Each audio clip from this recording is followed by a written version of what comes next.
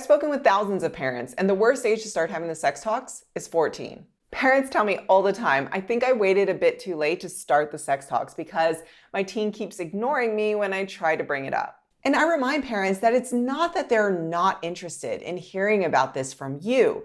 It's just you're not the first to share this info with them, so your info might be a little bit outdated to them. If you've waited until your kid is 14 years old to initiate the sex talks, it's not impossible, but it's going to be like trying to have a conversation back in the day when you were at the club.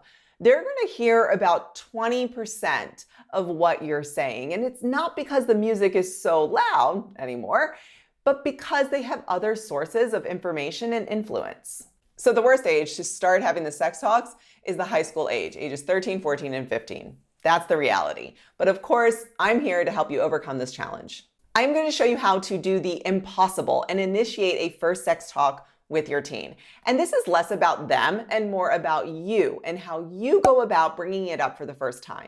We're going to talk about the importance of you being approachable and why it's absolutely necessary that you provide value in every single sex talk, especially that first one with your teen. When it comes to talking to your teen about dating, sexuality, and relationships, you've got to be a sales agent now. Of course, I know you aren't actually trying to get your teen to buy something from you, but you want something from them. And if they are not interested in your offer, it's going to be really hard to get them to talk to you, let alone listen to what you have to say. If you're new here, I teach parents on how to have the modern day sex talks. I teach parents how to start having the talks in the primary and intermediate age because it will absolutely lay a foundation for the talks in the middle and high school age.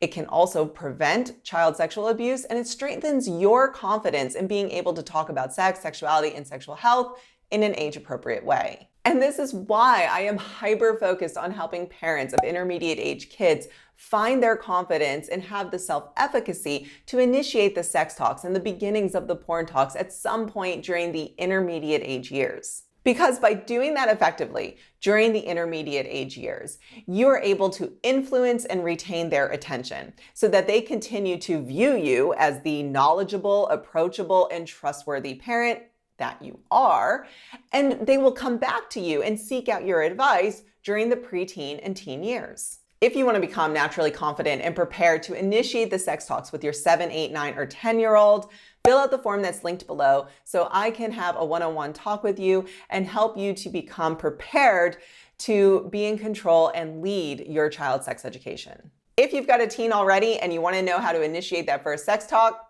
let's go. This is important, parents. At this age, it is now a sales job. You have to prove to your teen that you are worthy of their time and attention. And now this is really hard for so many of you parents because you are still approaching the sex talks at the teen years as a parenting job. And what I mean by this is you are still planning on telling your teen what to do instead of seeking their input because in your mind, you know what's best for them, right? And now this approach probably worked really well when your child was much younger, but now it's going to shut down the lines of communication and create distance between you and your teen. So do not approach this as a parenting job. It's a sales job. So how do you get someone to buy what you're selling? Instead of asking the question, how do I get my teen to listen to me? Ask yourself, do I know my teen's favorite song? Do I know their favorite movie or their favorite book? Do I know who my teen enjoys hanging out with and who's their favorite teacher? If my teen was given $100, do I know what they would buy? If you can't answer those questions correctly, then you need to start listening to your teen. And that takes us to point number 2. Parents, I am your cheerleader here. Let's talk about what it means to be approachable during the teen years. You're probably familiar or have at least heard of like kids' growth spurts. But have we heard of parent growth happening at the same time? This is part of a parenting shift. You want your teen to listen to you, but are you actually listening to them? When your teen was a toddler, you had a captive audience and they listened to everything you said. They were learning so much during those toddler years, including how to talk, so they listened. Now, what I'm about to tell you is based off of behavior change theory and self-efficacy theory, and how these relate to your teen learning to make decisions. So I'm not going to bore you with the sciencey bit behind it. So I'm just going to tell you how it works.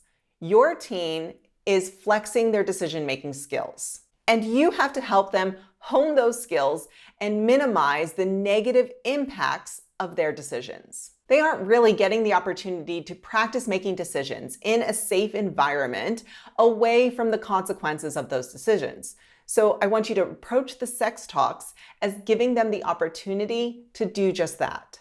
Here's what I mean. Start asking them questions, loads of questions, but easy questions that they want to answer. So here's some examples. What song do you really enjoy listening to right now? What movie would you want to see this weekend? What's your favorite place to eat at? These questions have absolutely nothing to do with sex, but are designed to get you to start listening to your teen, listening to how they respond and where they have enthusiasm. And it's not a peppering of questions. It's one question and that's it. Once this becomes natural and you're listening and they're responding, let's say you've been asking one question a day for over a week, then you start to give them choices. Here's an example. I'm going to the store. Would you prefer carrots or peppers as a vegetable this week? I'm thinking about starting a new show. Which do you think would be more entertaining, Title I or Title II? What would you be more interested in doing on Sunday, going to the library or going for a hike? This process is developing your parenting skills of listening to your teen, and it will help them to not ignore you or walk away every time you speak. And they'll begin to notice that you are interested in what they have to say.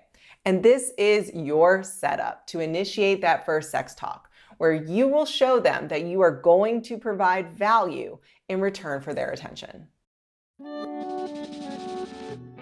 Developing a relationship with your teen that makes them want to come to you with their questions and seek out your advice is, I think, something we all want as parents. Kids are going to their friends or to the internet or to other adults who they respect and find value in those conversations. If you start initiating the sex talks at 14 years old, you cannot approach the talks in the same way that I recommend at 8 years old, because now you don't know what your kid knows.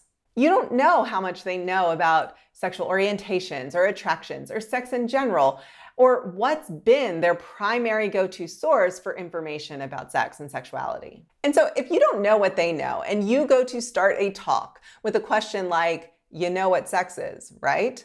They are probably going to give you an eye roll, because all of a sudden, out of the blue, you want to have this sex talk, and they have most likely already learned it. Whether the sex ed they got was correct information or not, you have no idea, and they probably don't either. So I do not recommend leading with that kind of question, because it provides no value. A better way to approach this would be to say, I've dropped the ball with your sex education. I have recently realized that I dismissed your sex questions when you were younger because I thought it was in your best interest to learn about sex and sexuality when you were older. I now know that that was a mistake, and I want to do better.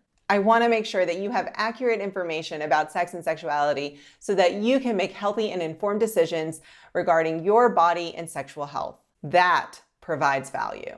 That shows your teen that you know that they know about sex, but you don't know what they know. So you will provide medically accurate information to them because you acknowledge that they are making or will be making decisions for themselves regarding sex and their sexual health. Initiate that first sex talk with that statement after you've spent some weeks asking them questions and getting to know them again.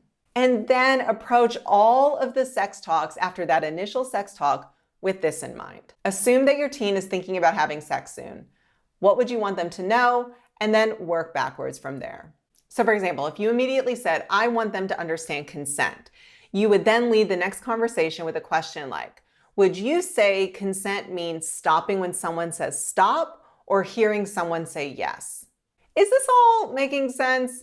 If it is, drop me a comment or pop that like button.